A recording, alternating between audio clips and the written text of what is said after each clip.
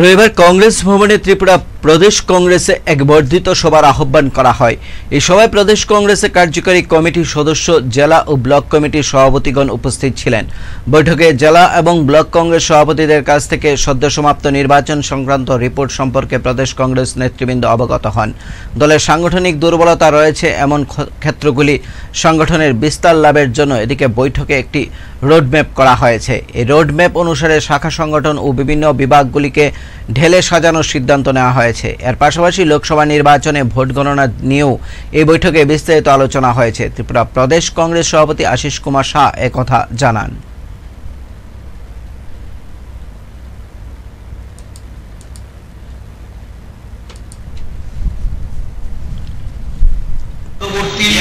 প্রদেশ কংগ্রেসের extended meeting ছিল। প্রদেশ কার্যকরী কমিটি, জেলা সভাপতি, ব্লক সভাপতি, বিভিন্ন শাখা এবং বিভাগে যারা দায়িত্বে আছেন, প্রধানরা, চেয়ারম্যান, প্রেসিডেন্ট, এদেরকে নিয়ে আজকের এই সভা, সাংগঠনিক সভা ছিল। মূলত নির্বাচনের যারা আমাদের দলীয় কর্মকর্তারা অংশগ্রহণ করেছেন, দুটি আসনে এবারে যে প্রতিদ্বন্দ্বিতা, যাদের গুরুত্বপূর্ণ ভূমিকা ছিল, তাদেরকে কৃতজ্ঞতা ভরা ধন্যবাদ জ্ঞাপন করে এই নির্বাচনের বিভিন্ন জেলা ভিত্তিক আমরা একটা বিশ্লেষণ আমাদের জেলা সভাপতি এবং কিছু কিছু ব্লক সভাপতি তাদের কাছ থেকে আমরা এটা জানার চেষ্টা করেছি। আর নির্বাচন শেষ হওয়ার পরে তারা একটা লিখিতভাবে আমাদের কাছে রিপোর্ট পাঠিয়েছিল।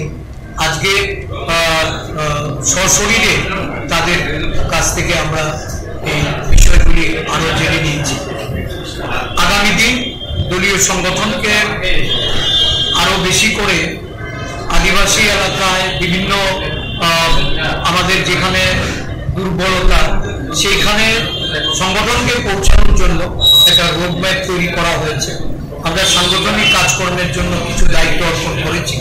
বিশেষ করে শাখা সংগঠন এবং আমাদের বিভিন্ন বিভাগগুলিকে ঢেলে সাজানোর জন্য উদ্যোগ গ্রহণ করা হয়েছে। এই সম্পর্কিত বিষয়ে এবং নির্বাচনে গণনার কাজটা যেন